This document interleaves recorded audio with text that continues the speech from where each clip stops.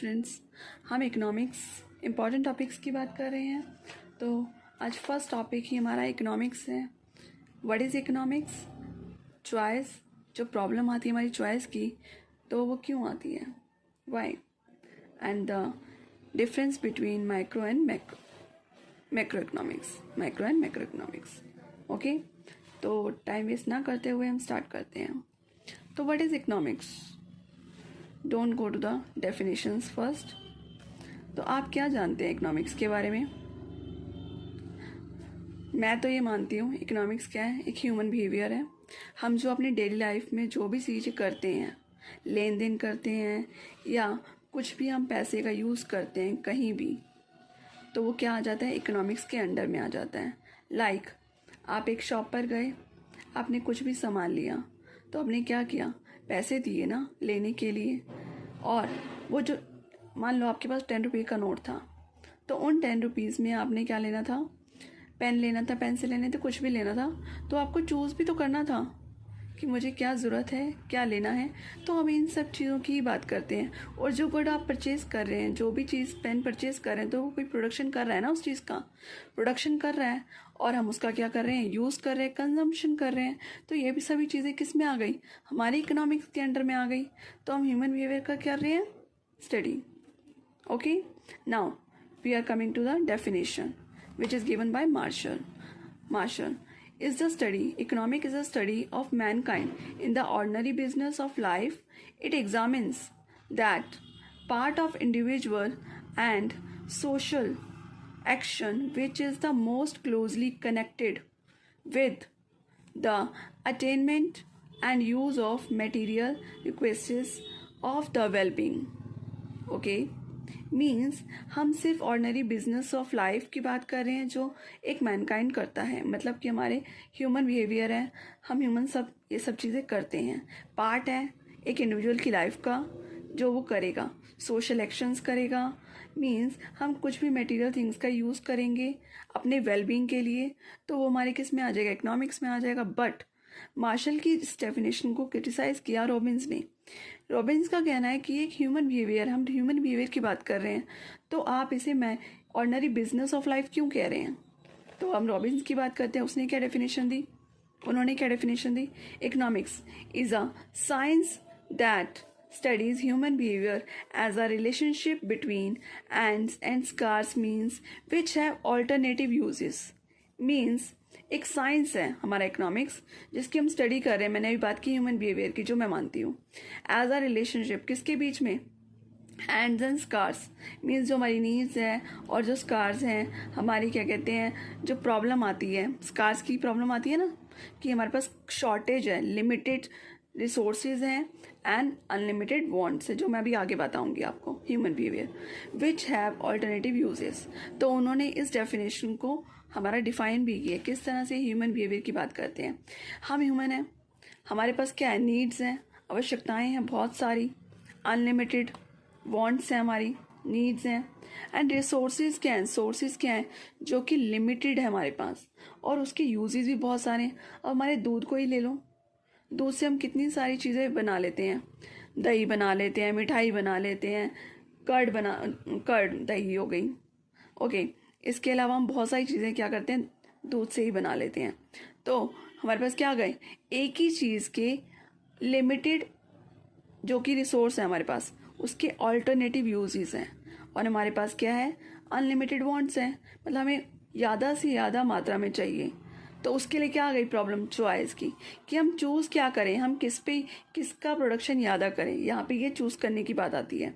और उसके बाद जब हमने चूज़ कर लिया, चूज़ किस आधार पे करें, किस बात पे, तो हमारा क्या कंसर्न होगा, मैक्सिमम सेटिस्फेक्शन मिल जाए हमें उस चूज़ करने पे, उस प्रोडक्ट को चूज़ करने पे, जिस प्रोडक्ट को हमने चूज़ किया। अगर मुझे कर्ड बनानी है, अगर मैं कर्ड को बनाती हूँ, मैं चूज़ करती हूँ, तो उससे क्या मुझे मैक्सिमम सेटिस्फेक्शन मिल रहा है, क्या मेरी ग्रोथ हो रही है। ऐसा कोई भी प्रोडक्ट हो सकता है, मैंने सिर्फ दूध और दही का एग्जांपल दिया, आप किसी भी अनाज को ले सकते हैं, किसी भी सूटेबल एग्जांपल ले सकते हैं, तो जिसमें हमारी क्या आ जाएगी, चॉइस की प्रॉब्लम आ जाएगी, हमें चूज़ करना पड़ेगा जिससे हमें मैक्सिमम सेटिस्फेक्शन मिले और हमारी ग्रोथ भी हो।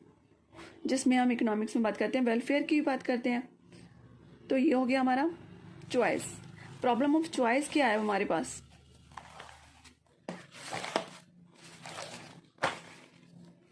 तो प्रॉब्लम ऑफ चॉइस क्या हमारी, हम इसे एक सिचुएशन भी कहते हैं क्योंकि हमारे पास लिमिटेड रिसोर्सेज हैं और अनलिमिटेड वांट्स हैं और ऑल्टरनेटिव यूजेस हैं, जिस वजह से प्रॉब्लम किसकी आ गई?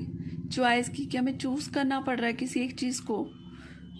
अगर हमें शूज़ लेने हैं और हमें स्कूल बैग लेना है तो हमें चूज़ करना पड़ेगा, क्योंकि मेरे पास क्या है? लिमिटेड रिसोर्सेज है, मेरे पास मनी क्या है? लिमिटेड है। मेरे पास 500 रुपीज़ है, या तो मैं शूज़ ले सकती हूँ या मैं बैग ले सकती हूँ। अब मुझे ये सोचना है कि मैं पुराने बैग से काम चला लूँगी या पुराने शूज़ से काम चला लूँगी, किसकी मुझे ज़्यादा ज़रूरत है, तो मैं उस पर इन्वेस्ट करना चाहूँगी, उसे ही लेना चाहूँगी। तो इसमें बात क्या आ गई? Unlimited wants. मैं लेना तो दो चीज़ चाहती हूँ, बट मेरे पास क्या है? रिसोर्सेज क्या है? 500 रुपीज़ है सिर्फ, और यूजेस क्या हैं? बहुत सारे हैं, क्योंकि उन 500 रुपीज़ का मैं बहुत सारे तरह से यूज़ कर सकती हूँ। बट इन दो चीज़ों में मुझे चूज़ करना पड़ेगा। प्रॉब्लम ऑफ चॉइस, क्योंकि क्या है? लिमिटेड रिसोर्सेज है, मेन प्रॉब्लम ये है हमारे पास। ठीक है, तो यहाँ पे आ गई हमारी, सॉल्व हो गई प्रॉब्लम चॉइस की कि क्यों आती है। अब हमारे पास है 2 टाइप ऑफ इकोनॉमिक्स है हमारे पास, microeconomics and macro economics. मैंने इसे क्या कर दिया? बहुत शॉर्ट फॉर्म में दे दिया है कि आपको ज़्यादा पढ़ना ही ना पड़े, ज़्यादा समझना ना पड़े। ठीक है, फर्स्ट हम डेफिनेशन के थ्रू इन पे डिफरेंस कर सकते हैं। कैसे? हम माइक्रो इकोनॉमिक्स में स्टडी करते हैं इंडिविजुअल की, एक पर्सन की, किसी भी एक व्यक्ति की। जैसे मैंने अपने ऊपर ही स्टडी कर ली कि मैं क्या काम कर रही हूँ, कितना मैं प्रोडक्शन कर रही हूँ, कितना मैं कंजप्शन कर रही हूँ किसी भी चीज़ का, तो मैं अपने ऊपर ही स्टडी कर रही हूँ। या स्मॉल ग्रुप्स की, कि मैंने अपने घर में ही, मेरे जो साथ जैसे मेरी फैमिली रह रही है, तो मैंने उन्हीं के ऊपर स्टडी कर ली। तो वो कहाँ आ गई? वो स्टडी किस में आ गई? माइक्रो इकोनॉमिक्स में। कि मेरी इनकम कितनी है, तो वो भी कितनी आ गई? माइक्रो इकोनॉमिक्स में आ गई। अब वहीं मैक्रो इकोनॉमिक्स की बात करते हैं तो क्या आ गया? Study of economy as a whole. Whole मतलब पूरे देश, पूरी अर्थव्यवस्था की बात कर रहे हैं हम यहाँ इकोनॉमिक्स में। नॉट अ सिंगल यूनिट, किसी एक सिंगल यूनिट की बात नहीं कर रहे, मीन्स किसी इंडिविजुअल की बात नहीं कर रहे। कॉम्बिनेशन ऑफ ऑल मीन्स पूरी इकनॉमी में जो सारे पर्सन रह रहे हैं, जैसे मेरी फैमिली है वैसे आपकी फैमिली है, तो टोटल फैमिलीज, टोटल इंडिविजुअल्स जो हमारी इकनॉमी में रह रहे हैं, मतलब हमारी पूरी अर्थव्यवस्था में रह रहे हैं, तो उनकी कॉम्बिनेशंस की बात करेगी किसके अंदर? मैक्रो इकोनॉमिक्स के अंदर। ओके, सेकंड कंसर्न किसकी है? पर्टिकुलर हाउस होल्ड्स की बात करता है, फर्म्स की एंड इंडस्ट्रीज़ की। सारी इंडस्ट्रीज़ को एक साथ नहीं लेके चल रहा, एक पर्टिकुलर इंडस्ट्री की बात कर रहा है, एक पर्टिकुलर फर्म की बात कर रहा है और हाउस होल्ड्स की बात कर रहा है। वहीं जो हमारा मैक्रो इकोनॉमिक्स है वो किसकी बात करता है? National income. मीन्स अगर मेरी इंडिविजुअल इनकम इसमें आ रही है तो मेरी नेशनल इनकम क्या हो जाएगी? कि मतलब सभी की इनकम, टोटल इनकम जो नेशनल इनकम में आ जाएगी।